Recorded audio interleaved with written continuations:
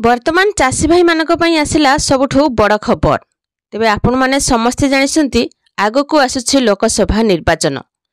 तेबे मोदी सरकार देशर गरीब और कृषक मानक पई एक बड़ उपहार आनिछंती। आसंता एप्रिल मई मासरे देशरे साधारण निर्वाचन हेबाकु जाउथबा बेले केंद्र सरकार प्रधानमंत्री किसान सम्मान निधि योजनार हिताधिकारी पई एक बड़ घोषणा करछंती। तेबे वीडियो को देखा पूर्व वीडियो को लाइक करंतु। चैनल को जदि नुआ आछंती चैनल को सब्सक्राइब करी पाखर थिबा घंटी चिन्ह को दबाई ऑल सिलेक्ट करनियंतु। तेबे मोदी सरकार कृषकों अकाउंट को एथर 6000 बदल में 8000 टंका ट्रांसफर करि पारंती। तेबे खूब शीघ्र पीएम किसान योजनार अर्थराशि वृद्धि हेबार संभावना रही। तेबे पूर्वर हिताधिकारी को 3टी किस्ती रे वर्ष को मोट 6000 टंका मिलुथिबा बेले नुआ घोषणा हेले हिताधिकारी को वर्ष को 8000 टंकार अर्थराशि मिलिबो।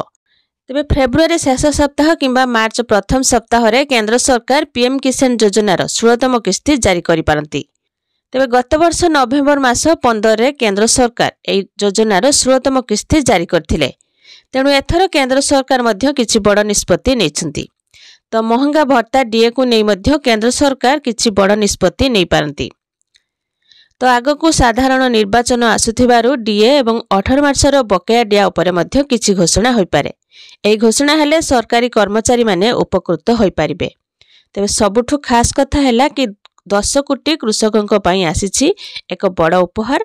लोकसभा निर्वाचन पूर्वरु मोदी सरकार एई बड़ घोषणा करिवे, जहाँकि 6000 बदल में समस्त चाषी भाई मानकु पीएम किसान योजनार हिताधिकारी मानक पई 8000 टंका मिलबाकू जाउछि।